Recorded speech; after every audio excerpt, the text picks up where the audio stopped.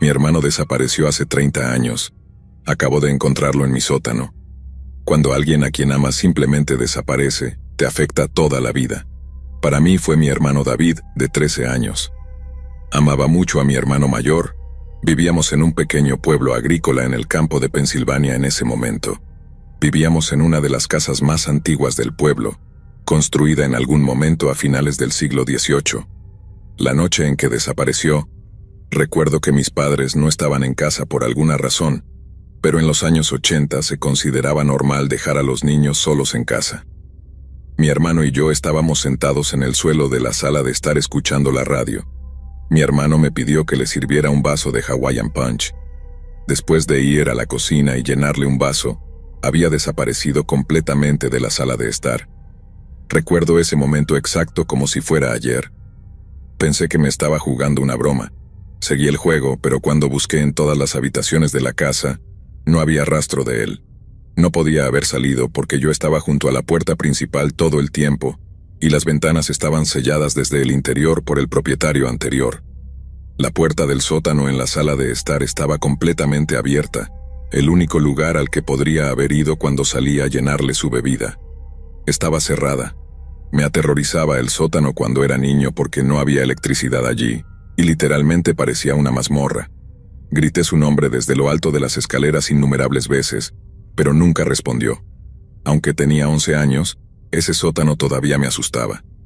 Recuerdo esa noche llorando incontrolablemente y cuando mis padres finalmente llegaron a casa a la mañana siguiente, todavía estaba llorando.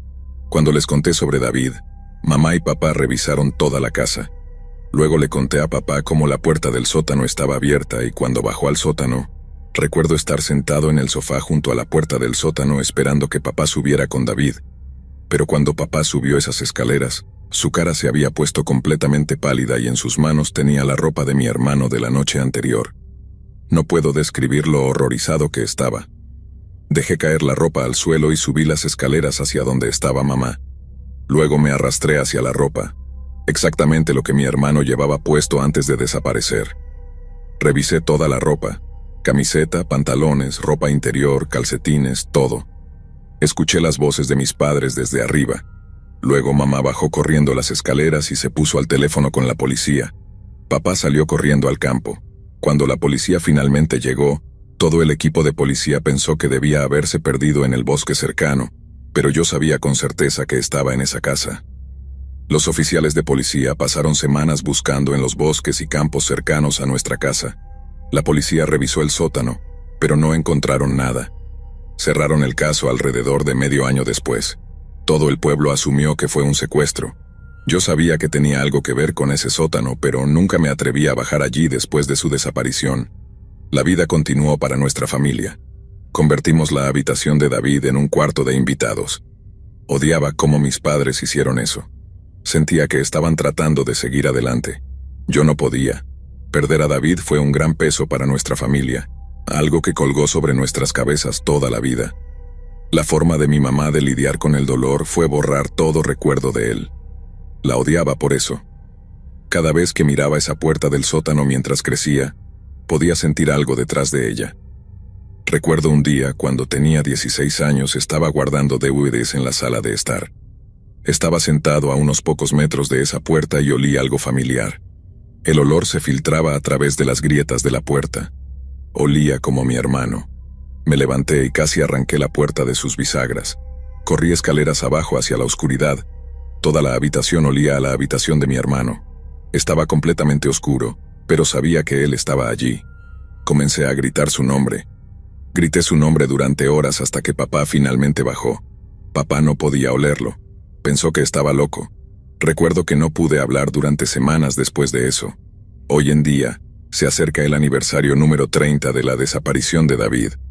Puedo decir que han sido 30 largos años sin él. Ahora vivo solo, a una hora de distancia de mi pueblo natal. Tuve que salir de allí tan pronto como fue posible. Cuando cumplí 18 años, comencé a buscar apartamentos en la ciudad, y para mi cumpleaños número 20, ya estaba fuera de la casa. Mis padres continuaron viviendo en esa casa. Mi mamá desarrolló cáncer de mama en etapa 3 hace unos 3 años, y fue forzada a ingresar en un hogar de ancianos cerca del hospital. Mi padre tuvo la opción de mudarse con ella y vender la casa, pero decidió quedarse y continuar con la agricultura.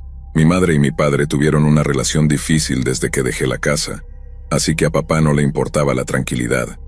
Luego, mi papá se cayó de su tractor y se rompió la rodilla y ahora no puede caminar sin un bastón.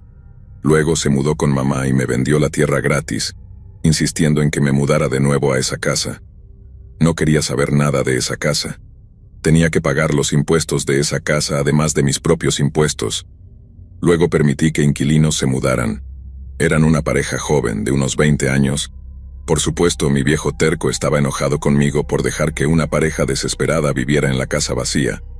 Han estado viviendo en esa casa durante casi un año, y me llamaron la semana pasada quejándose de un olor a descomposición que provenía del sótano. Para entonces, había aprendido a adaptarme a la muerte de David. Les dije que revisaría la situación a la mañana siguiente. Ese fue el mayor error de mi vida. Me desperté temprano la mañana siguiente y conduje hasta la casa. Se sentía extraño volver a esos campos. Todo se sentía tan familiar. Traté de no pensar en lo asustado que estaba del sótano mientras crecía. Afortunadamente, mi papá finalmente añadió electricidad al sótano. Entré en el camino de entrada y ambos estaban esperando afuera por mí. Dijeron que olía a algo que se estaba pudriendo allí abajo. Tenía todo lo que necesitaría: máscaras de amianto, guantes médicos, protección para los ojos. Trabajé como limpiador de conductos de aire hace unos años, así que tengo algo de conocimiento al respecto. Entré en la casa y me dirigí a la puerta del sótano. Nunca había visto cómo era en realidad allí abajo hasta ahora. Abrí la puerta y de inmediato lo olí. Algo se estaba pudriendo allí. Encendí el interruptor de luz. Delante de mí había una habitación vacía. Era pequeña, parecía medir unos 4,5 metros por 3 metros. Este sótano me había estado atormentando durante todos estos años. Verlo con las luces encendidas se sentía extraño. Las paredes eran de piedra, excepto una. Una de las paredes destacaba. Era de madera en lugar de piedra. El olor claramente provenía de la madera. Caminé hacia ella y pensé que la mejor idea sería simplemente derribar toda la pared. Comencé a arrancar pedazos de madera podrida de las paredes. La luz comenzó a filtrarse al otro lado. Había una habitación secreta en el sótano. Me detuve y delante de mí vi lo que parecía carne humana. No puedo describir lo horrorizado que estaba. Preferiría ir al infierno que revivir ese terrible momento. Empecé a golpear esa pared con toda la fuerza de mi cuerpo hasta que finalmente cedió. La criatura frente a mí, solo la vista de ella me hacía querer arrancarme los ojos. Estaba en posición fetal. La piel no estaba pálida, era blanca, y parecía que la carne se había derretido hasta los huesos. Las uñas de las manos y los pies se extendían por la habitación. La peor parte era que no estaba muerta, estaba respirando. Estaba viva. «David», dije con voz aterrorizada. Lentamente levantó la cabeza y me miró. La cara parecía completamente mutada, pero esos ojos eran los ojos de mi hermano. Trató de hablar, trató con todas sus fuerzas. Esa cosa era mi hermano David. Tenía tantas preguntas: ¿cómo seguía vivo? ¿Qué comía? ¿Cómo podía respirar? ¿Qué demonios había pasado? Me guardé las preguntas para mí mismo. Ese era mi hermano en ese sótano todo este tiempo. Ha estado en ese maldito sótano. No le dije otra palabra, corrí escaleras arriba y hacia mi coche. Abrí la guantera y agarré mi pistola. Para cuando bajé las escaleras, David se había levantado arrastrando sus largas uñas detrás de él. «Julian», gruñó. Entonces le disparé en la cabeza. En la parte superior de las escaleras estaban los inquilinos cuestionando el sonido del disparo. Bajaron las escaleras para investigar. Para cuando los escuché gritar, ya estaba fuera de la puerta y retrocediendo en su entrada. No disparé a David porque le tenía miedo. Le disparé porque la situación era insoportable. Eso fue hace 2 días. He estado conduciendo desde entonces. Solo me he detenido para llenar el tanque de gasolina. No sé dónde diablos estoy. La última vez que revisé, decía que estaba en Kansas. No sé qué hacer. ¿Debería unirme a David en el más allá o debería intentar seguir adelante? Lo más enfermizo es no saber qué pasó. ¿Qué demonios pasó? Sigo preguntándomelo. Este evento ha sacudido cada fibra de mi ser. Me inunda la culpa, el horror y la incomprensión. ¿Qué clase de vida ha tenido mi hermano durante estos 30 años? ¿Cómo sobrevivió? ¿El estado en que lo encontré? ¿Qué clase de fuerza maligna puede causar tal transformación? El mundo ha cambiado tanto, pero este misterio sin resolver del sótano de nuestra vieja casa me ha seguido como una sombra. Mis padres nunca hablaron de ello después de esos primeros meses. Tal vez sospechaban, tal vez tenían sus propias teorías que nunca quisieron compartir conmigo. Quizás ellos también sintieron la presencia detrás de esa puerta, una presencia que yo sabía estaba allí pero no podía enfrentar. Ahora esa terrible verdad ha salido a la luz y no sé cómo enfrentarla. Sé que debo contactar a las autoridades, pero ¿quién me va a creer? Tengo el arma y las grabaciones de los gritos de los inquilinos como evidencia, pero el estado de David, mi propio hermano, es algo salido de una pesadilla. Imagino que los médicos y científicos se volverían locos tratando de entender cómo algo así es posible. Pero sobre todo, me pregunto si alguien alguna vez podría ayudar a mi hermano, si hay una cura para lo que sea que le haya sucedido.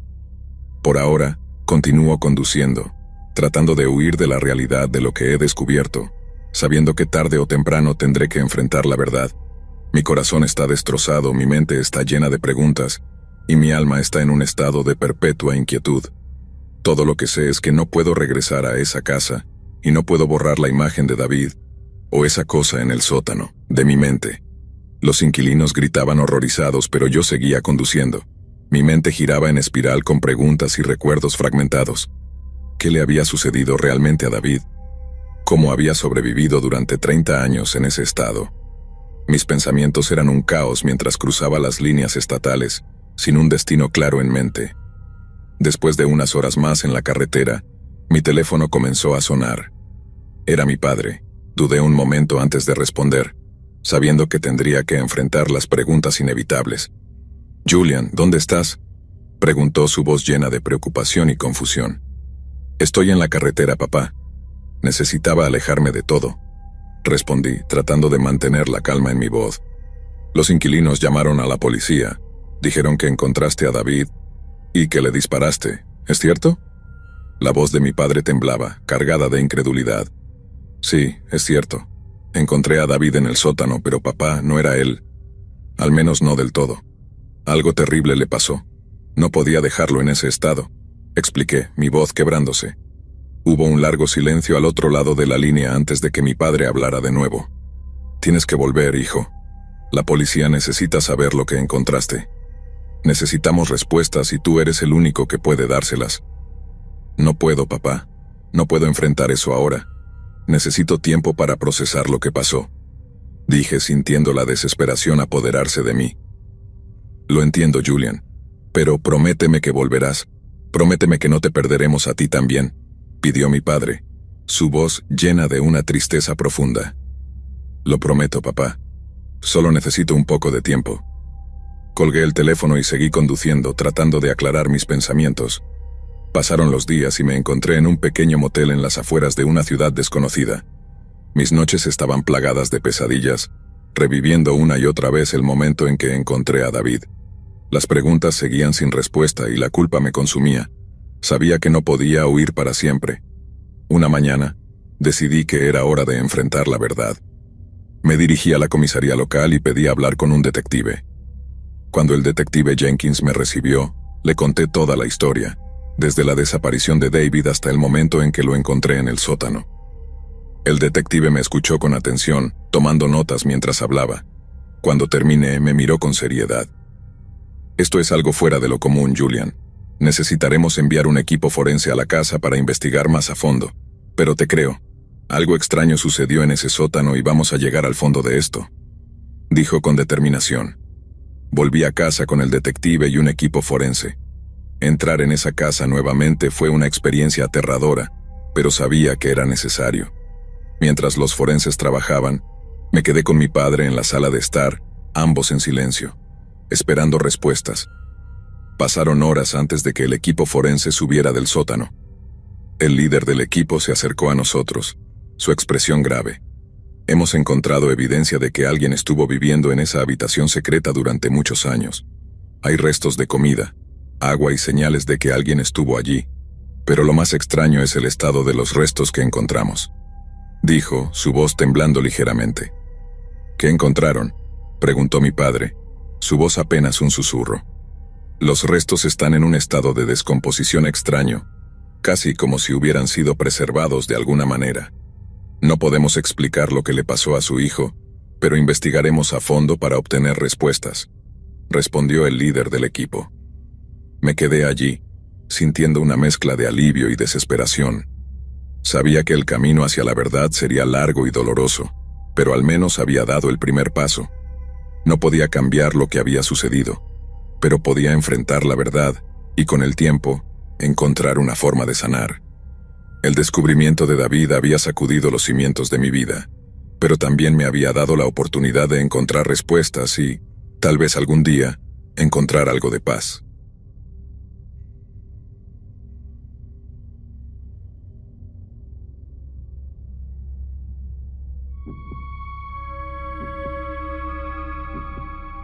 Sucedió mientras trabajaba como repartidor de pizzas. Una noche, mientras hacía una entrega en una casa, presencié algo tan perturbador que me hizo no querer volver a repartir pizzas nunca más. Desde joven el problema tenía una forma de encontrarme. A menudo me juntaba con malas influencias, lo que me llevó a tomar decisiones horribles y, a menudo, imprudentes. Mis actividades ilegales frecuentemente rozaban la ley, y numerosos encuentros cercanos solo alimentaban mi sentido equivocado de invencibilidad, hasta una noche cuando mis supuestos amigos y yo cometimos un gran error. El cielo estaba de un púrpura magullado, perforado con 1.000.000 de pequeños diamantes, mientras mis amigos y yo, alimentados por la cerveza y el zumbido persistente de la marihuana, nos acurrucábamos en el garaje de mi vecino alrededor de una sola bombilla parpadeante. Después de colarse dentro, el aire se llenaba con el olor metálico del aceite y el zumbido distante de la nevera sonaba como un latido bajo. Nos habíamos metido a través de una grieta en la cerca, la áspera madera rascando nuestra piel, y nos asentamos en un círculo en el garaje de mi vecino como si fuera nuestro lugar. Mis padres estaban fuera en un viaje de fin de semana, equivocadamente asumiendo que era lo suficientemente responsable como para mantenerme fuera de problemas. Mis amigos y yo encendimos un gran porro.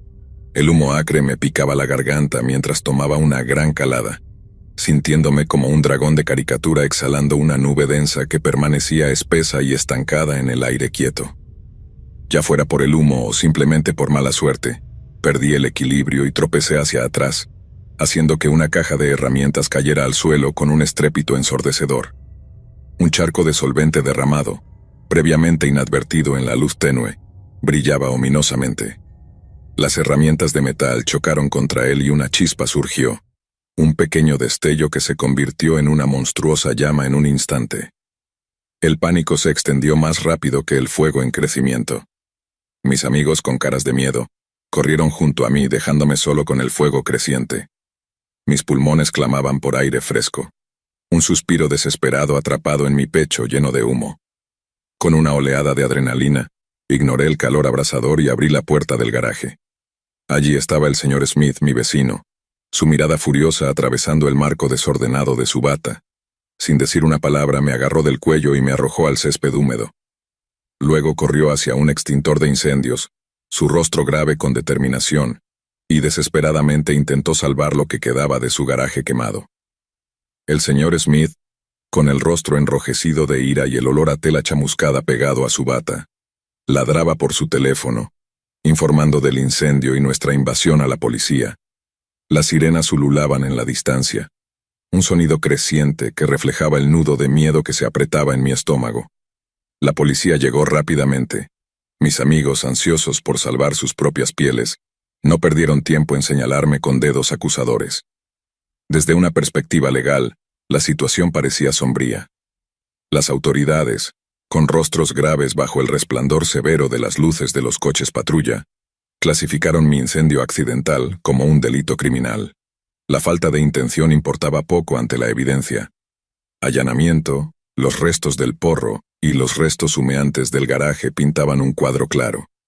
La combinación de nuestras malas decisiones, el allanamiento, el consumo de marihuana y el incendio resultante, no dejaban margen para la indulgencia a los ojos de la ley. La jueza, una mujer severa, pronunció mi destino: 4 meses en detención juvenil. Esos meses se convirtieron en un periodo forzado de introspección, una batalla monótona contra el arrepentimiento dentro de muros fríos y estériles, un silencio opresivo, el clangor de las puertas de metal y el golpe hueco de los pasos resonando en mi descenso.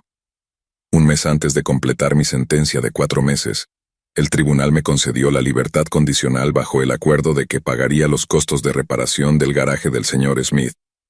Cada centavo que gané durante el año siguiente se destinó a ese reembolso, un recordatorio constante grabado en dinero y confianza. El peso de mi pasado se aferraba a mí como ropa mojada, y avanzaba con esfuerzo, un cheque de pago a la vez. El aire estaba pesado en la casa, denso con la decepción y el peso no dicho de mi error. Mamá estaba sentada a mi lado, sus manos temblando ligeramente mientras navegaba a través de un mar de ofertas de trabajo en el resplandor inestable del monitor. Sabía que estaba enojada, desolada incluso. Pero debajo de la ira había amor, una súplica silenciosa para que entendiera la gravedad de mis acciones. Papá, siempre pragmático, estaba sentado frente a nosotros, con el ceño fruncido en su rostro usualmente jovial. A diferencia de mamá, su silencio se sentía acusatorio, un peso pesado que hablaba a volúmenes. La noche continuó, marcada por el golpeteo constante del teclado. 1 hora después encontramos una oferta de trabajo que parecía prometedora, repartidor de pizzas. No era el trabajo de ensueño que había esperado, pero era un comienzo. Mis padres también sintieron el cambio. Se miraron, el rostro de mamá se iluminó con esperanza y papá casi sonrió. Mamá, experta en palabras, pulió mi currículum, transformándolo de un lío desordenado en un documento presentable. Papá, curtido por sus propias entrevistas de trabajo, me entrenó sobre cómo comportarme durante una entrevista. Sus preguntas severas, una práctica dura pero esencial. En ese momento, su apoyo tácito hablaba más fuerte que cualquier palabra. 1 semana después me encontré fuera de Luigi's Loaves, su nombre descascarillándose en rojo sobre la entrada. El aire estaba cargado con el aroma clásico de una vieja pizzería, una mezcla de tomate fuerte, queso derritiéndose y el chisporroteo de pepperoni. En una esquina, pilas de cajas cubiertas de harina tambaleaban, y las paredes, adornadas con carteles descoloridos, mostraban chefs de dibujos animados lanzando montones de ingredientes con entusiasmo exagerado. El hombre brusco que surgió de detrás de una puerta de cocina oscilante no era el entrevistador pulido que había imaginado. Un delantal cubierto de harina se aferraba a él como una segunda piel, y su voz retumbaba con una rudeza que podía rivalizar con una bocina de niebla. La desesperación ahogó cualquier aprensión inicial. Necesitaba esta oportunidad. La entrevista en sí fue refrescantemente breve y directa. No indagó en mi pasado, no preguntó sobre el incendio que aún ardía en mi conciencia. En cambio, se centró en lo esencial: edad, licencia de conducir, y la tarea aparentemente imposible de equilibrar una pizza humeante y un GPS temperamental. No era mucho, pero en ese momento se sentía como todo. El trabajo en sí no era un paseo por el parque, pero tampoco era una zona de desastre. Había largos periodos de inactividad con la ocasional avalancha de pedidos que me dejaban sin aliento y empapado en sudor. El salario base era una broma, apenas suficiente para cubrir una semana de fideos ramen. Afortunadamente había propinas. Esos billetes crujientes metidos en palmas sudorosas o tintineando en el fondo de la bolsa de entrega eran mi salvación. Cada centavo se destinaba directamente al señor Smith, un recordatorio constante de la deuda que colgaba sobre mi cabeza.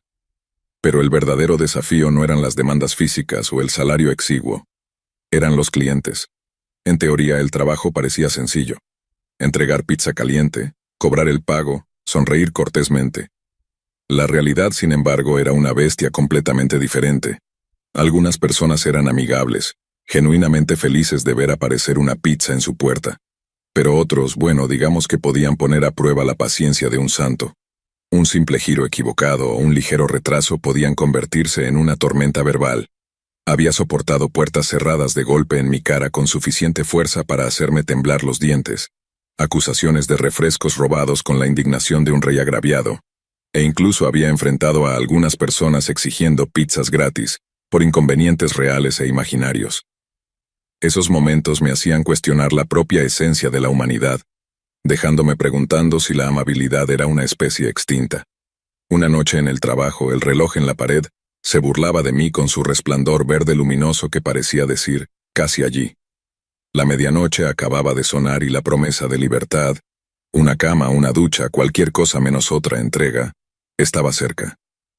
Justo cuando estaba a punto de apagar la radio para disfrutar del silencio de un turno de cierre, la voz de mi jefe crujió al aire.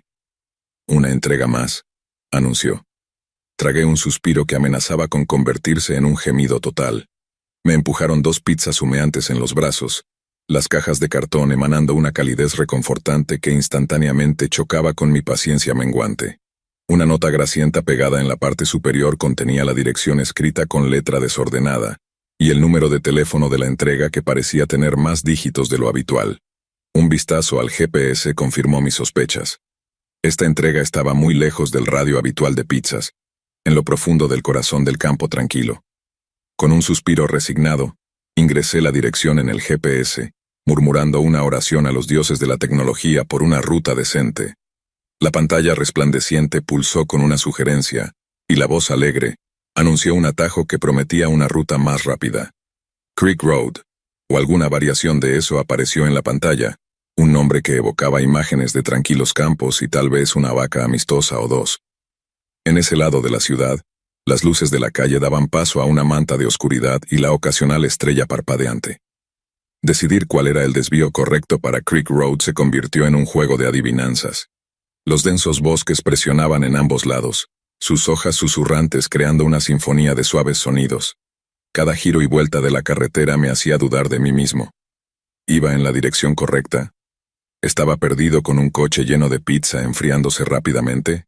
En un último esfuerzo, detuve el coche en el arcén de grava de la carretera oscura, los faros proyectando largas sombras que bailaban en el suelo desigual. Agarrando la nota grasienta, marqué el número de teléfono escrito en ella. El silencio se extendió con el chirrido rítmico de los grillos en el fondo, escondidos en la hierba al borde de la carretera. Justo cuando estaba a punto de colgar, derrotado, una voz grave crujió a través del receptor. Era baja y profunda, pero extrañamente teñida con un acento suave. «Hola». El alivio me envolvió como una ola. «Hola, soy el repartidor de pizzas». Solté mi voz un poco más alta de lo usual. «Estoy teniendo un poco de problema para encontrar su casa». Otro momento de silencio siguió. Luego el hombre del otro lado se rió suavemente. «No te preocupes, hijo», dijo con un acento cálido. «Mi entrada es fácil de perder, parece más un sendero de tierra que cualquier otra cosa». Luego describió los alrededores, su voz pintando una imagen con palabras. Mencionó un gran roble con un columpio de neumático colgando de una rama baja, y un buzón oxidado en forma de una camioneta roja. Con renovada esperanza, colgué el teléfono y agarré el volante con más fuerza, girando cautelosamente hacia el estrecho sendero de tierra. Navegué despacio, los faros cortando la oscuridad como 2 focos gemelos. El polvo se elevaba detrás del coche, creando una nube brumosa que momentáneamente oscurecía el camino por delante. Después de lo que pareció una eternidad, pero probablemente fue más cercano a 30 segundos, una casa de un solo piso emergió de la penumbra. Parecía una vivienda estilo rancho, pintada de un amarillo cálido que parecía brillar ligeramente en la oscuridad. Una sola luz parpadeaba en la ventana, proyectando un rectángulo acogedor de luz dorada sobre el porche. Sosteniendo las 2 pizzas humeantes, las cajas de cartón se sentían agradablemente cálidas contra mis palmas. Crují a lo largo del sendero de grava hacia la puerta principal. No había timbre, así que golpeé con los nudillos contra la madera envejecida, el sonido resonando huecamente en el aire quieto de la noche. Una música amortiguada, algo viejo de los años 1900 por el sonido, se filtraba desde dentro de la casa. Pasos se arrastraban hacia la puerta, un ritmo lento y deliberado que me enviaba un escalofrío por la espalda. Los pasos se detuvieron abruptamente. Un momento de silencio siguió. Luego la puerta chirrió al abrirse, revelando solo una rendija de oscuridad en su interior. Un hombre se asomó detrás de la puerta, su rostro oculto en la sombra. El hombre detrás de la puerta parecía estar usando deliberadamente como un escudo, su cuerpo oculto a la vista. Hola», balbuceé. El silencio repentino espeso y cargado. «Reparto de pizza, ¿verdad?» «Sí, ese soy yo». murmuró la voz instantáneamente reconocible por nuestra llamada telefónica. Un silencio incómodo descendió una vez más, la vieja música rasposa de otro tiempo proporcionando la única distracción. Desesperado por romper la tensión, solté: ¿Tienes el dinero listo? Sí, espera un segundo, murmuró su voz cálida a pesar de la extraña tensión en el aire. Se alejó arrastrando los pies, la música reemplazada momentáneamente por el suave crujido de las tablas del suelo. Una brisa suave empujó la puerta más abierta, una rendija de luz iluminó el interior, revelando un vistazo a una sala de estar desordenada. Sin embargo, la revelación visual fue rápidamente superada por una ola de olor pútrido que me golpeó con la fuerza de un ladrillo en la cara. El hedor era inconfundible, una dulzura empalagosa y enfermiza que hizo que mi estómago se revolviera y mis ojos lagrimearan. Era el olor de la muerte y al instante eclipsó la vieja música que sonaba desde dentro de la casa y el comportamiento amistoso del hombre. Los segundos se alargaron en un silencio denso y incómodo. Cambié mi peso de un pie al otro, el sonido de los grillos afuera creciendo más fuerte en ausencia de cualquier otro ruido. Esto se estaba volviendo ridículo. Toda esta entrega había sido extraña. Con una creciente sensación de inquietud, golpeé con los nudillos nuevamente en la puerta abierta. Señor, mi voz sonaba tensa incluso para mis propios oídos. Una respuesta amortiguada llegó desde algún lugar más profundo en la casa. ¿Podrías venir a la cocina, por favor? La petición me pareció tan extraña, tan fuera de lugar, que parpadeé momentáneamente convencido de haberlo malinterpretado. ¿Puedes repetir eso?, pregunté necesitando confirmación. ¿Puedes venir a la cocina, por favor?, repitió, su voz un poco más insistente esta vez, un toque de urgencia que me hizo estremecer. Mi instinto se agitó. Eso no estaba en el manual de entrenamiento. Mi jefe nos había enseñado a nunca entrar en la casa de un cliente por razones de seguridad y responsabilidad. Pero en ese momento, el juicio sensato tomó un asiento trasero ante un sentido mal colocado de, bueno, no estaba seguro de cómo llamarlo, tal vez una necesidad mal colocada de ayudar. Contra la voz persistente de la precaución en mi cabeza, me encontré encogiéndome de hombros de manera nonchalante. Entré cautelosamente en la casa. Las tablas del suelo envejecidas gimieron bajo mi peso como las protestas de un espíritu reticente. No solo era vieja, esta casa era una cápsula del tiempo, cada detalle congelado en una instantánea de una era pasada. La casa estaba espesa con el olor a polvo y ecos del pasado. El largo interior estrecho se extendía ante mí como un túnel tenuemente iluminado. Pasillos oscuros con sus umbrales envueltos en sombras se ramificaban a izquierda y derecha como habitaciones olvidadas en un laberinto. El papel pintado descolorido, aferrándose precariamente a las paredes, mostraba un patrón floral en tonos de rosa polvoriento y oro deslucido. Era un diseño sacado directamente de un sueño de los años 1930, desvanecido con el paso del tiempo. En la esquina, un alto reloj de pie se erguía como un centinela, su marco de caoba ornamentado brillando tenuemente en la luz tenue que se filtraba a través de la puerta entreabierta. Su presencia solemne se puntuaba por el tic-tac rítmico de su péndulo, un latido constante en la casa silenciosa. Junto a él un viejo tocadiscos cobraba vida, su aguja susurrando a través de la superficie de un disco de vinilo polvoriento. Una melodía melancólica y hermosamente inquietante flotaba desde los altavoces, una canción olvidada de un tiempo perdido. A mi derecha, una puerta abierta ofrecía un vistazo tentador a la cocina. Una vieja estufa de hierro fundido, su vientre negro desgastado hasta un gris opaco por innumerables comidas, se erguía con orgullo contra la pared lejana. Destellos de luz de fuego danzaban en la superficie esmaltada desgastada, insinuando una olla hirviendo en su quemador. Un fregadero de porcelana, su superficie blanca ahora amarillenta y grabada con el paso de los años, estaba anidado bajo una pequeña ventana enmarcada por cortinas de encaje más amarillentas que blancas. La voz del hombre, cálida y ligeramente áspera, llamó desde algún lugar dentro de la cocina pero no podía verlo.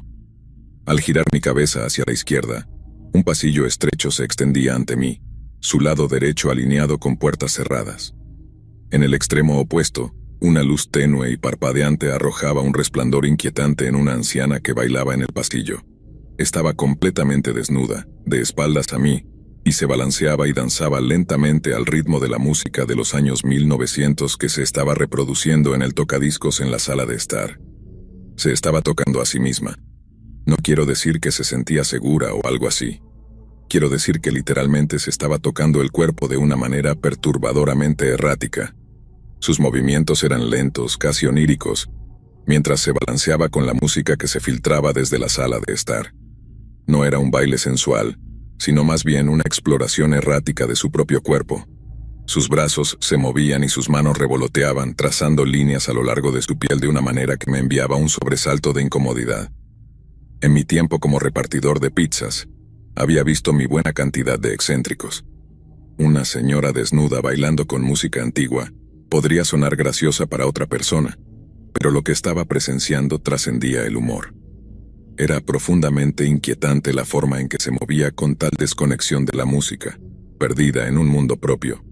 El terror se enroscó en mi intestino mientras apartaba la mirada de la escena perturbadora en el pasillo. Nervioso, dirigí mi mirada hacia la cocina, alcanzando a ver al hombre o al menos lo que él permitía que viera. Se asomaba alrededor de la esquina, su rostro oculto por la pared, su cuerpo escondido. Era él otra vez, pero solo una parte de su rostro era visible. Un ojo mirándome con una intensidad inquietante que me hacía estremecer. Mi mente se quedó en blanco. Todo lo que pude hacer fue una pregunta desesperada, que salió en un susurro estrangulado. ¿Tienes el dinero? La respuesta del hombre no fue lo que esperaba. En lugar de palabras, un sonido brotó de la figura oculta del hombre. Una risa gutural y profunda que parecía surgir desde las profundidades de la tierra. No era una risa, no en ningún sentido tradicional. Era una vibración, profunda y escalofriante, que resonaba en mis huesos y me ponía los pelos de punta. Era el sonido de algo primitivo, algo acechando justo debajo de la superficie de la normalidad. Luego, con una repentina y aterradora, la risa horrenda se cortó de golpe. «Atrápalo, mamá».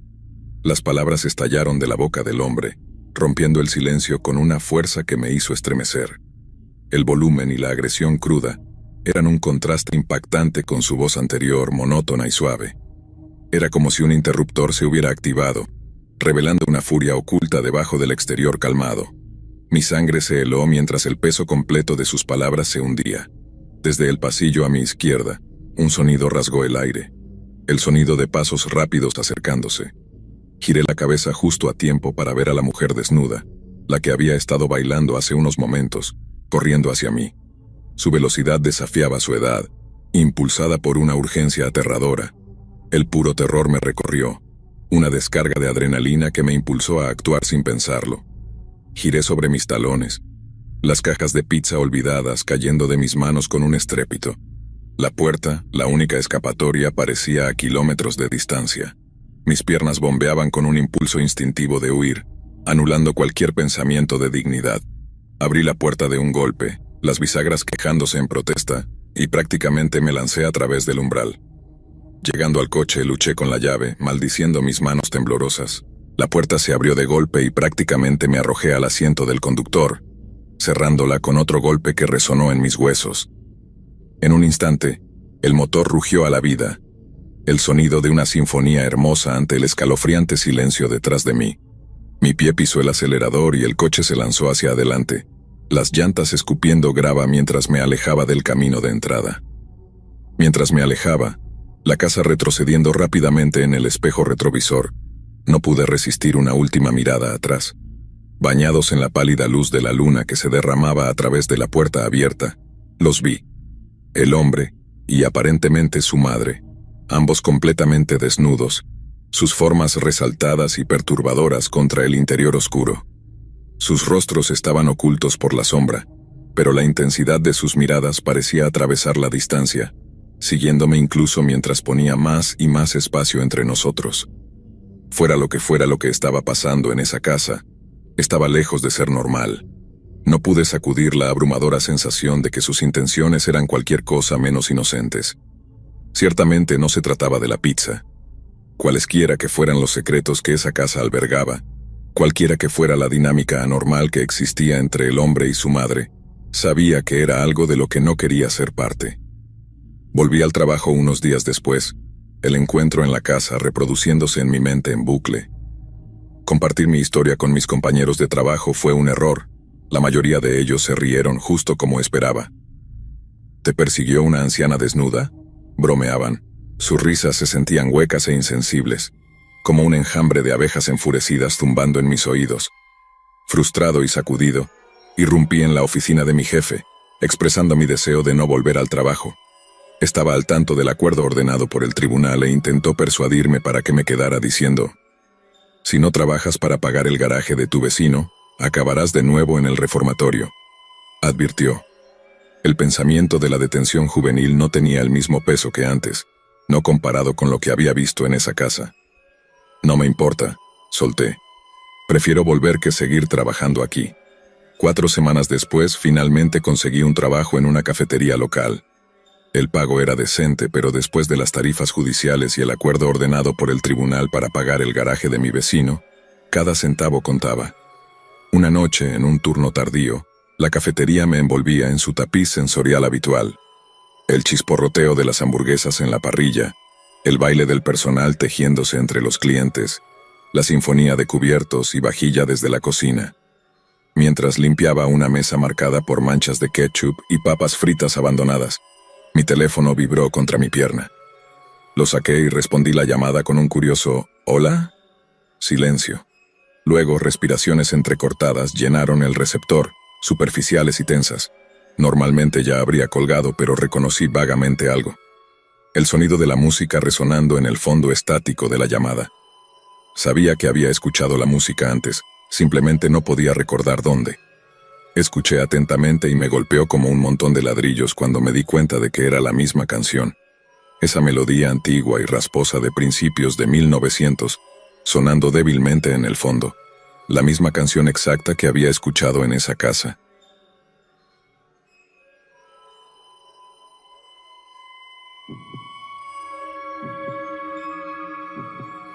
Las chicas tenían poco más de 20 años. Alicia tenía un grupo de amigas principal de 6 chicas, incluyéndola a ella, todas en sus primeros 20 años. Según Alicia, solían ir al cine, ver series de televisión en streaming y hablar de sus vidas cotidianas, entre otras cosas. Debería haberme dado cuenta de que algo andaba mal antes, pero tengo el hábito de ver las cosas de manera demasiado positiva. Para entender mejor la situación, aquí está el contexto. A principios de noviembre, Alicia me dijo que sus amigas empezaban a salir sin ella. Intentaba hacer planes, pero siempre fallaban porque sus amigas decían que habían sobreestimado el tiempo que tenían para salir. Aunque sonaba preocupante, no estaba dispuesto a creer que amigas de 5 años la dejarían de lado sin razón. Cuando lo discutí con ella, le dije que probablemente era una coincidencia. Luego me dijo que sus amigas seguían respondiendo a publicaciones en TikTok e Instagram, además de mensajes directos. Me parecía que estaba pensando demasiado y cuando se lo dije, dejó escapar un suspiro de alivio. Todo parecía estar bien. Alicia tenía un chat grupal con sus amigas. El 14 de enero me dijo que el chat grupal había estado en silencio todo el día, lo cual, según ella, era inusual. El último de sus mensajes a los que respondieron sus amigas fue enviado en la mañana del día anterior, el 13 de enero. Todos los mensajes privados sobre el chat fueron ignorados. No sabía qué decirle. Luego me dijo que intentó hacer planes con Sara, pero resultó que estaba ocupada. Fue a la página de Instagram de Sara, donde había una nueva historia de IG. Tocó la historia y lo que apareció fue una imagen de sus 5 amigas sentadas juntas, sosteniendo copas de vino y riendo. Alicia enterró sus manos en su cara y gimió. Empaticé con ella, ya que sabía lo angustiante que puede ser la ansiedad social. Ese sentimiento es terrible y agobiante. Todo lo que pude hacer fue decirle que esperara. No ayudaba que nadie respondiera a los mensajes privados sobre el chat grupal. Realmente no ayudaba cuando, a medida que pasaban las semanas, el chat seguía vacío. A principios de febrero estaba en un bar cuando me encontré con Jessica, una de las amigas de Alicia. Le pregunté sobre el chat grupal. ¿Por qué estaba vacío? ¿Por qué había estado vacío durante semanas? No tenemos nada que decir ahí, me dijo. Fue entonces cuando noté que tenía abierto Snapchat en su teléfono. Había un chat grupal activo llamado Amigos Principales GC. Señalé el teléfono y luego le pregunté si Alicia formaba parte de él. No, sería molesto para ella. dijo, volviendo su atención a su teléfono, dejándome confundido, pero con algo para contarle a Alicia. Una vez que le conté, me dijo que sus amigas al menos podrían haberle dicho sobre el nuevo chat. Estuve de acuerdo. Me sentí desconsolado viendo todo esto sucederle a una buena amiga mía, así que esto es lo que le dije. Iré a decirles que necesitan incluirte más si realmente son tus amigas. Esto es lo que lamento haber dicho, no por lo que significa, sino por la circunstancia en la que me pondría en los siguientes meses. Oía a Alicia llorar cada vez que le preguntaba qué pasaba. Siempre era que veía fotos y videos en las redes sociales de sus amigas, saliendo sin siquiera mencionarla o etiquetarla. Eventualmente, ocurrió esta interacción. Alicia abrió la sección de comentarios bajo la última publicación de Sara. Desplazó hacia abajo y sus ojos se abrieron de par en par. ¿Dónde está mi comentario? ¿Lo borró? Quería asegurarle que probablemente era un fallo, pero en ese punto era obvio que sus amigas la estaban dejando de lado y negándose a comentar sobre su ausencia. Alicia fue a la cuenta de Jessica, y luego navegó a la sección de comentarios de su publicación más reciente. Desplazó unos cuantos comentarios y luego jadeó. Dejé como 3 comentarios en esta publicación. Luego revisó la sección de comentarios bajo la última publicación de Lea. Lo mismo. La última publicación de Ana. Lo mismo. Después de revisar la última publicación de Sandra, me dijo que era lo mismo. Sus amigas habían borrado todos sus comentarios. Gimió. No puedo soportar esto más. Estaba frustrado por ella. Por lo que he sido informado, las cuentas de sus amigas son todas privadas y no aceptan solicitudes de seguimiento al azar. Hice que Alicia intentara organizar una pijamada con ellas. Envió mensajes a cada una de sus amigas y luego esperamos. Para mi sorpresa, Alicia me dijo que respondieron con planes para una pijamada en casa de Sara el siguiente sábado a las 9 p.m. a las 8 p.m. Del sábado por la noche, Alicia me dijo que recibió un mensaje de Sara que decía: «Lo siento, Alicia, vamos a tener que cancelar la pijamada. Estoy muy ocupada en este momento. ¿Qué tal si lo intentamos en otro momento?». Me estremecí ante la excusa y esa sugerencia, sabiendo lo falsas que eran. Golpeaba como ladrillos y ni siquiera estaba experimentando esto de primera mano. Alicia y yo salimos de la casa. Solo llevábamos nuestras carteras y llaves. No íbamos a comprometernos con nada que nadie quisiera comprometerse. Pero esto terminaría esta noche. Alrededor de las 8:30 llegamos a la puerta de Sara. Llamé y luego respiré hondo. Sara abrió la puerta, sus ojos se abrieron de par en par al descansar en Alicia. Esperen un segundo. Sara se volvió, pero no iba a esperar un segundo más para que esto terminara. No, necesitamos hablar contigo ahora mismo, no nos ignores. Sé que te gusta hacerlo ahora, pero no puedes. Sara se volvió para enfrentarse a mí. No deberían estar aquí, especialmente tú, Alicia. Alicia frunció el ceño. ¿Por qué me haces esto? No quiero llorar más. Solo dime por qué no respondes mis mensajes y por qué hay un nuevo chat grupal del que no me hablaron. ¿Quieren seguir siendo mis amigas? Solo díganmelo. Sara frunció el ceño. ¿Sabes qué, Alicia? Mis amigas y yo no estamos obligadas a salir contigo, así que déjanos en paz. Esa era la clase de excusa mediocre que esperaba. La señalé. Tal vez deberías ser honesta con ella. No mantengas una amistad si no la quieres. Nadie necesita ser atormentado emocionalmente. Tal vez ella merece personas que realmente se preocupen por ella y no la dejen de lado. ¿Qué te hizo ella de todos modos? Sara me miró a los ojos. No eres bienvenida aquí. No sé por qué Alicia te trajo aquí, pero no va a cambiar nada. Decidida a obtener respuestas, di un paso hacia ella, pero Alicia me dijo que deberíamos irnos. La miré. Necesitamos respuestas. No, deberíamos irnos. Tienes razón, no debería estar cerca de personas tóxicas. Esto es demasiado para mí. Alicia se dirigió a la calle y caminó por el camino. No podía discutir con lo que dijo, así que la seguí. Caminamos por la acera en silencio. Me costaba procesar lo estúpida que era esta situación. En nuestro camino oí murmullos de un par de voces familiares. Miré hacia atrás y vi a 5 personas caminando unos metros detrás de mí. Lo tomé como una coincidencia. Este grupo solo estaba en su propio asunto, ¿verdad? Entonces oí el nombre de Lía siendo mencionado en la voz de Sara. Me incliné hacia la oreja de Alicia.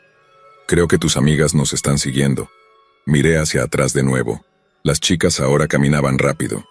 Aceleraron bajo la luz de una farola, revelando una visión aterradora. Llevaban máscaras hechas de toallas grises, y cada una llevaba 2 martillos, todos apuntándonos. Mi corazón se hundió en mi pecho, y luego me concentré en la acera frente a mí y corrí. Alicia corrió a mi lado con una expresión de absoluto terror.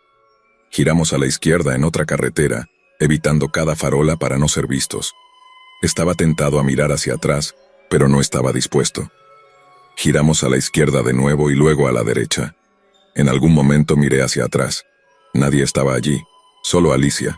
Había una farola iluminando la esquina que acabábamos de tomar. Pensé que las habíamos perdido y respiré profundamente. El miedo llenó mis entrañas cuando vi a un par de las chicas caminar bajo la luz. Mi adrenalina se disparó, obligándome a seguir corriendo. Alicia y yo tomamos más giros a la izquierda y derecha, esperando con toda mi alma no descubrir lo que querían esas psicópatas. La peor parte es que pensé que eran personas comunes y corrientes. Ahora se agrupan y nos persiguen con martillos por alguna razón. Pronto me quedé sin aliento de nuevo a pesar de la adrenalina corriendo por mis venas. Me detuve. Miré hacia atrás, no había chicas. Alicia también se había detenido y estaba prácticamente de rodillas. Temblaba, esperando haberlas perdido. Eventualmente seguimos corriendo.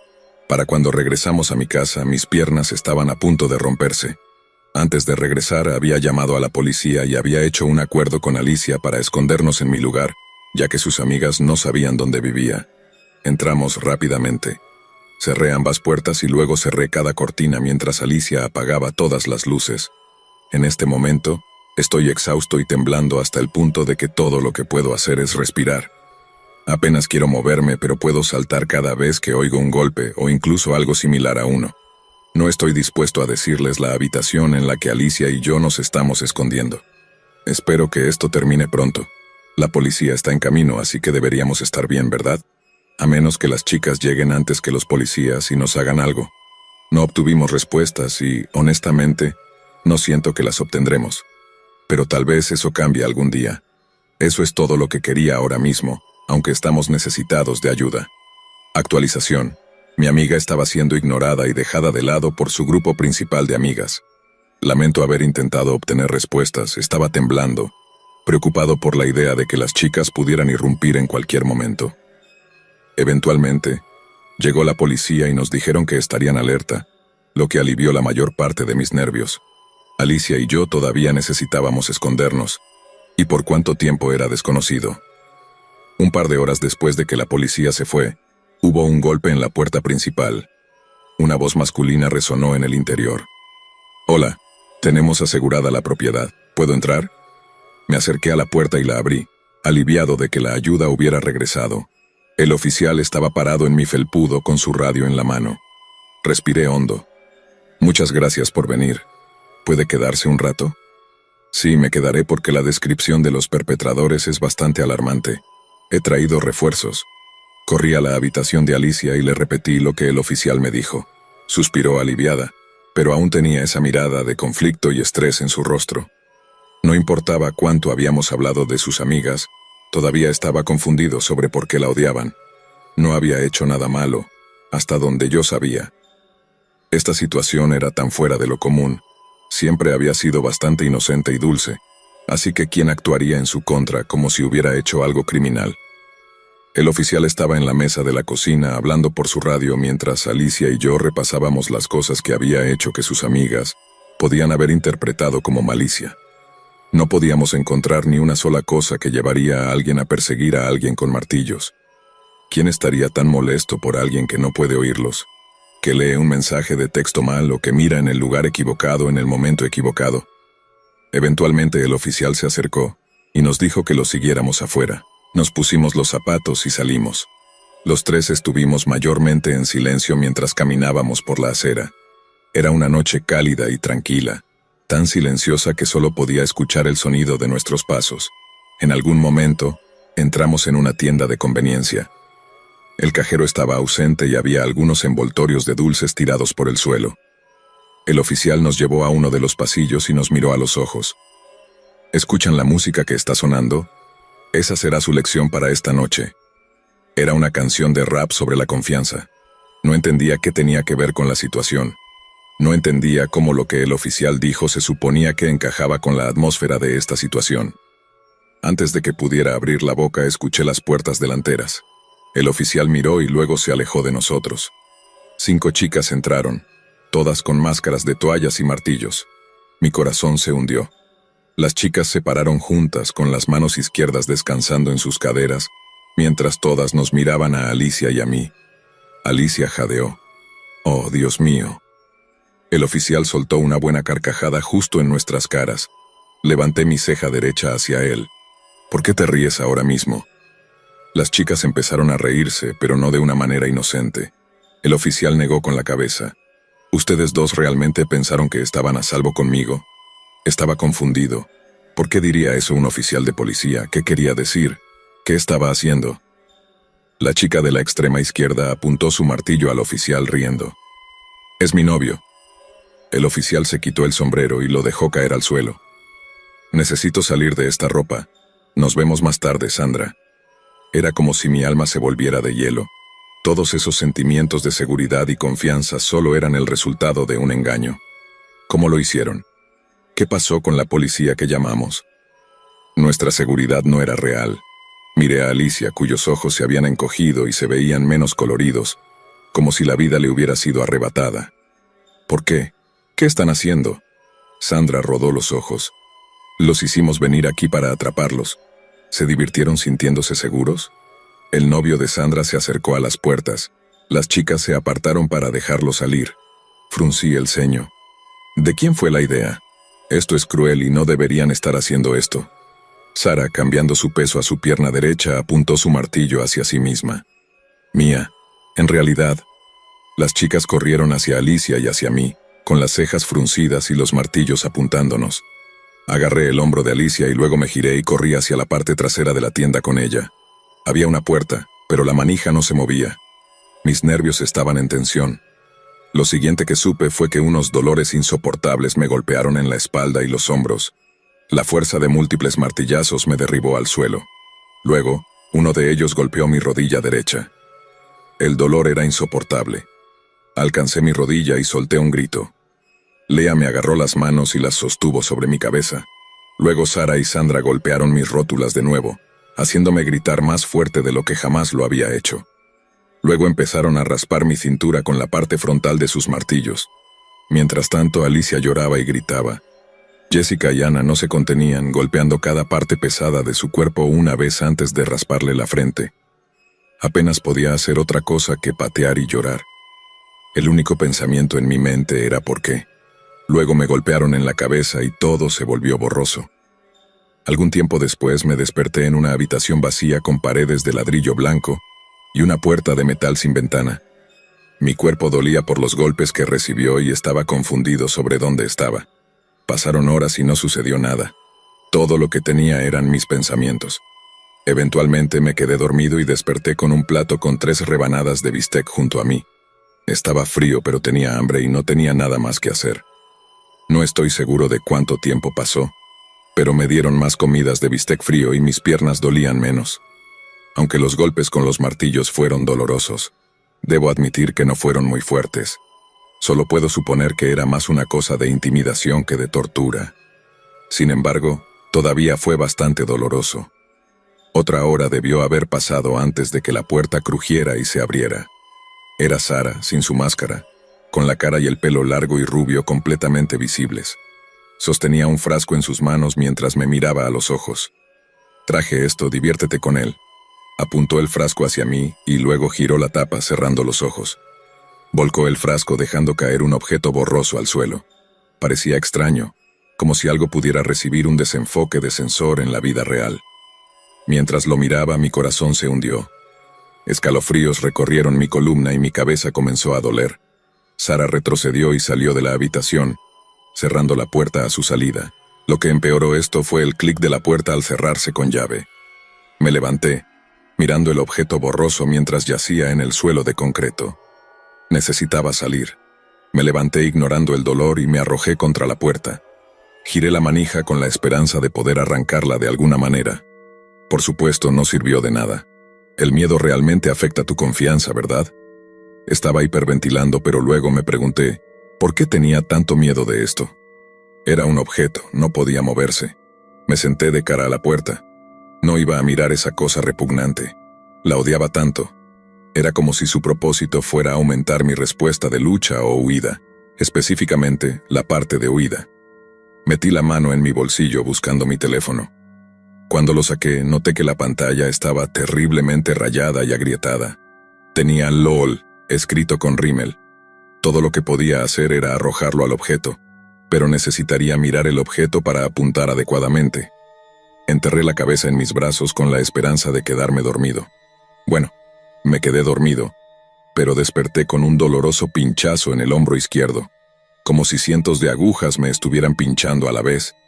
Miré y vi de cerca el objeto borroso. Solo estaba sentado en mi hombro hasta que se movió. Sorprendido hasta el alma, me levanté y golpeé mi hombro contra la pared. La cosa cayó y aterrizó junto a mi pie. Me acerqué para agarrar mi teléfono y luego lo arrojé a ciegas hacia la cosa mientras giraba la cabeza. El teléfono hizo un ruido sordo en lugar de un golpe, así que tuve que haber golpeado la cosa. Mientras recuperaba el aliento, el doloroso pinchazo regresó cerca del centro de mi espalda. Con el estómago apretado, me quité la camisa y la arrojé al suelo. Afortunadamente estaba cubriendo el objeto, pero podía ver un bulto moviéndose. Me desorienté y vomité en el suelo. Había sentido suficiente miedo durante suficiente tiempo para frustrarme. En una desesperada necesidad de deshacerme de la cosa, tomé mi pie derecho y pisé el bulto una y otra vez. Escuché un chapoteo. Una vez que sentí que había aplastado la cosa, me detuve. Me agaché y levanté suavemente mi camisa hasta que vi una masa repugnante de negro, rojo y púrpura junto con un limo blanco. Por repugnante que fuera, mi adrenalina no estaba aumentando. Sin embargo, mi camisa tenía rasgaduras y manchas asquerosas. La puerta hizo clic y se abrió. Mi corazón se saltó un latido. Me levanté con la esperanza de que no fuera una de las amigas retorcidas de Alicia. Solo era Alicia con el rostro pálido y los ojos hundidos. Su camisa estaba rota exponiendo su estómago y hombros. Ella dejó escapar un profundo suspiro.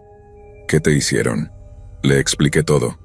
Ella asintió y luego entrecerró los ojos. Me hicieron comer uno. Casi vomité de nuevo. ¿Te hicieron qué? Sí, Sara y Sandra me ataron y luego Sara me puso un tubo en la boca y... ni siquiera puedo... Estaba desesperado por saber por qué las amigas de Alicia estaban haciendo esto, yendo a los mayores extremos posibles para atormentar a Alicia y a mí. Si hicieron algo más, no sabía qué podría ser.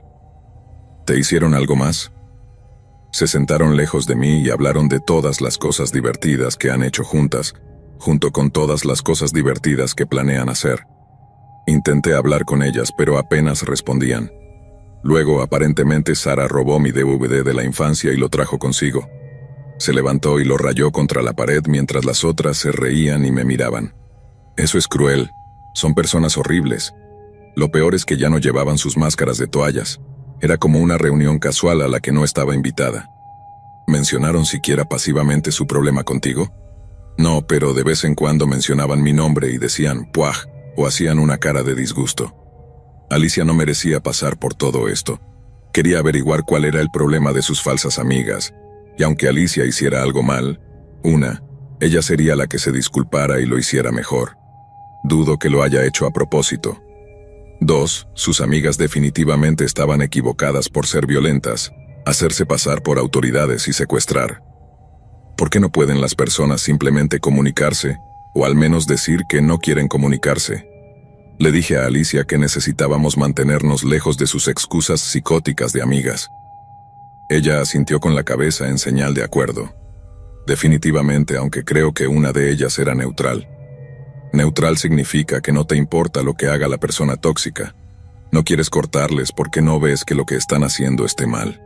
Alicia asintió con la cabeza en señal de acuerdo cuando una mujer con el pelo largo y negro que parecía tener unos 30 años se asomó a la habitación.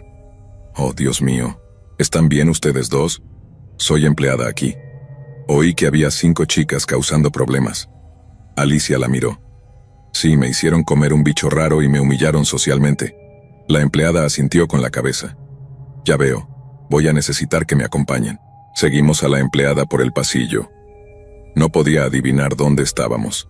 El pasillo eran solo ladrillos blancos y puertas metálicas grises a lo largo de ambas paredes. No ayudaba que no pudiera recordar cómo llegué aquí. Cada pregunta que Alicia y yo hacíamos era ignorada, lo que significaba que tendría que esperar más tiempo para obtener respuestas. No podía ser tanto tiempo, ¿verdad? Al final del pasillo, había un par de puertas dobles. La empleada sostuvo una de ellas abierta para nosotros y cuando pasamos, sentí un hueco en mi estómago. Las 5 psicópatas estaban paradas juntas en el centro de un vestíbulo vacío, apuntándonos con sus teléfonos. Sara descansaba su mano izquierda en la cadera. Miren, son esos imbéciles. Sandra se echó el pelo largo y negro hacia atrás. Son tan asquerosos. Miré a la empleada esperando que les llamara la atención. Esperaba que también les echara una maldición. Ella asintió con la cabeza de un lado a otro. Estas 2 chicas estaban invadiendo esta propiedad y tocando a los empleados masculinos sin su consentimiento. ¿Qué? Sí, lo que escuchaste. Si mi confianza y seguridad no hubieran sido destruidas ya. Miré a Alicia para ver su reacción. Sus cejas estaban fruncidas. Lo sé todo sobre ti, por cierto. Hemos sido amigas durante 8 años. Jessica se rió.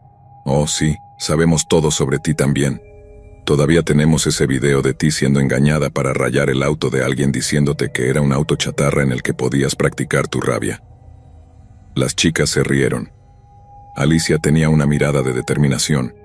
Mientras tanto, yo temblaba. ¿Qué estaba a punto de pasar? ¿Alicia tenía que decir eso en este momento? Sara me miró a los ojos. Alexa, no deberías ser amiga de Alicia si no quieres meterte en sus problemas. Fruncí el ceño. Pero ustedes son las que causan los problemas. Nos están torturando y no nos están dando ninguna razón.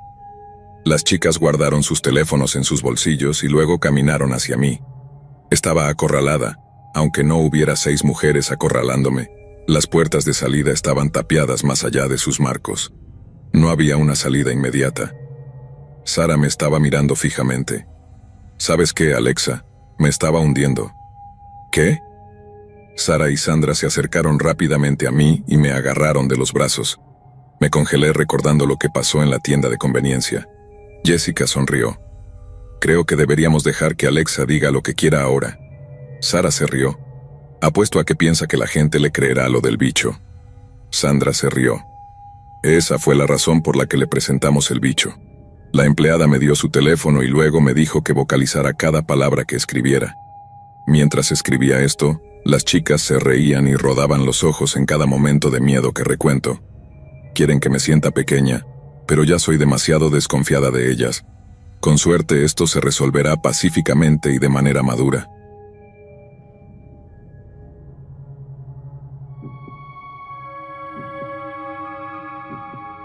Si me vuelvo a dormir, voy a morir. No hay nada que pueda hacer.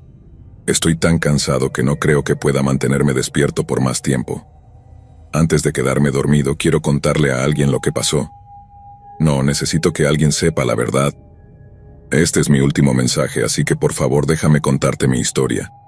Todo comenzó hace 2 semanas cuando mi compañero de trabajo, Alberto, me dijo que bastaban 3 días sin dormir para matar a una persona. Me burlé. Escucha, estoy en la universidad. Me quedo despierto prácticamente todas las noches de la semana. No hay manera de que alguien pueda morir solo por 3 días de desvelo. Te lo digo, hombre, ha habido mucha investigación al respecto. Búscalo. 3 días y pierdes la cabeza. Desafié a Alberto a una apuesta. Quien rompiera su racha sin dormir primero tendría que tomar los turnos matutinos durante 1 mes con nuestro compañero de equipo menos favorito, Germán. Cuando Germán hablaba siempre era en párrafos, principalmente consistiendo en las palabras yo, mí y mío. Combinado con el café matutino y una voz como estática de televisión, podías garantizarte un dolor de cabeza durante el turno de 5:45 a 11 a.m. Las primeras noches fueron fáciles. Realmente, 3 días me parecían risibles. Claro, estaba cansado, y mis ojos se sentían secos y extremadamente cansados, pero más durante el día que por la noche. Alberto y yo llamábamos durante toda la noche para probar que no habíamos dormido, y utilicé mi nuevo tiempo libre para terminar trabajos del curso. Encontré que tenía mucho tiempo después para desplazarme interminablemente en las redes sociales o jugar videojuegos y el tiempo pasaba volando. Al conducir al trabajo, la luz del día me obligaba a usar gafas de sol, debido a lo sensibles que estaban mis ojos al brillo. Además, cuando parpadeaba me tomaba unos segundos perder la borrosidad y enfocar. Sin embargo, todo era manejable, y cuando pasó el tercer día me jacté alegremente ante Ari. ¿Ves? Te lo dije, no estoy loco. Él frunció el ceño. No lo sé, no puedo concentrarme en nada realmente y sigo sintiéndome muy incómodo, como si me estuvieran observando todo el tiempo. Incluso mi ropa se siente como si me estuviera asfixiando ahora mismo. Me encogí de hombros. Bueno, esa sensación de ser observado probablemente sea por Germán, que nos está mirando con odio por pasar 5 segundos de más en el descanso. Este se cree que es gerente o algo así. Alberto parecía muy cansado y seguía bostezando durante todo el día. Le recordé que podía renunciar cuando quisiera con una sonrisa. Para ser honesto, yo también me sentía bastante fuera de lugar, pero la idea de poder restregarle esto en la cara a Alberto me hacía sentir eufórico. Mirando hacia atrás, tal vez fuera la privación del sueño haciendo que mi yo ya de por sí fuera aún más maníaco. Me reía solo en voz alta más de lo que me gustaría admitir, incluso cuando Alberto no me estaba hablando. 5 días después, perdí a Alberto durante nuestra llamada nocturna. Mi trance de desplazamiento se rompió por un crujido violento que provenía de su lado. Era un ruido terrible, que erizaba los pelos, como una sandía siendo aplastada bajo un camión. Sentí que el color se me iba de la cara. ¿Estás bien? Llamé. Sin respuesta. Me asusté mucho y grité su nombre cada vez más fuerte hasta que estaba gritando. Estaba temblando de miedo, pero logré colgar y llamar a la policía. Cuando llegué ya estaba muerto. No se molestaron en poner su cuerpo en la ambulancia y me informaron suavemente que estaba muerto al llegar. ¿Qué diablos pasó? ¿Un robo? Balbuceé. La oficial de policía negó con la cabeza y miró hacia abajo. Ella declaró lo que pronto se convertiría en su declaración oficial. Murió tranquilamente mientras dormía. Me hicieron un par de preguntas. No conocía a su familia ni a otros amigos. Era su compañero de trabajo en Essex. Les mostré mi aplicación de rastreo de ubicación que mostraba que estaba en casa en el momento del incidente, así como el viaje hasta allí. Les dije que dejó de responder en la llamada y me preocupé porque sabía que vivía solo. Me dijeron que se pondrían en contacto conmigo si era necesario, posiblemente después de una autopsia y pruebas forenses. También me proporcionaron información de contacto para recursos de apoyo. Ni siquiera sé cómo logré conducir de regreso a casa. Me senté en la acera de mi entrada durante unas horas en silencio. Los mosquitos vinieron a alimentarse, pero no sentí nada. Recuerdo desear que la acera simplemente me deslizara hasta las alcantarillas y que me lavara hasta la nada. Me quedé allí insensible hasta que salió el sol. No pude dormir durante 2 días después de eso, aunque quisiera. Me dieron permiso en el trabajo y la escuela y me quedé solo en casa, perdiendo algunas comidas.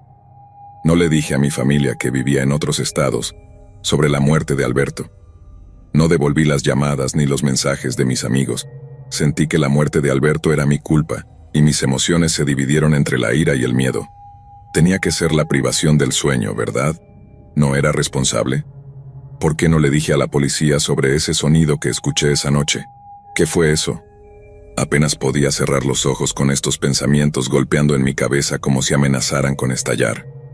A medida que los pensamientos irracionales daban vueltas en mi mente, me sumergí en la desesperación, acurrucado en una bola en el suelo con las persianas cerradas. No podía distinguir el día de la noche. Mi cuerpo y mente querían que me pudriera y escuché, acostado allí en el suelo frío de madera. Algunas lágrimas lubricaron mis ojos doloridos y dejé que el sueño me dominara. Me desperté de un salto con muchas sensaciones extrañas a la vez. Musgo húmedo bajo mis manos, los sonidos de la vida silvestre y el olor a corteza podrida llenando mis sentidos. La lluvia era lo suficientemente ligera como para sentirse más como una niebla en mi cara. Mis ojos se ajustaron al cielo nocturno brillante, y me encontré en un bosque que me era desconocido. Antes de tener tiempo para pensar, un golpe atronador reverberó a través del suelo. Era lo suficientemente fuerte como para que algunas ramas cayeran de los árboles. Luego, otro golpe, más cerca. Me apresuré a levantarme y casi me caí de nuevo por otro golpe, aún más cercano. Jadeé y corrí hacia un lado, esperando salir del camino de lo que fuera esa cosa. Abracé el tronco de un árbol, estabilizándome mientras intentaba discernir la dirección de los movimientos monstruosos. De repente se detuvieron.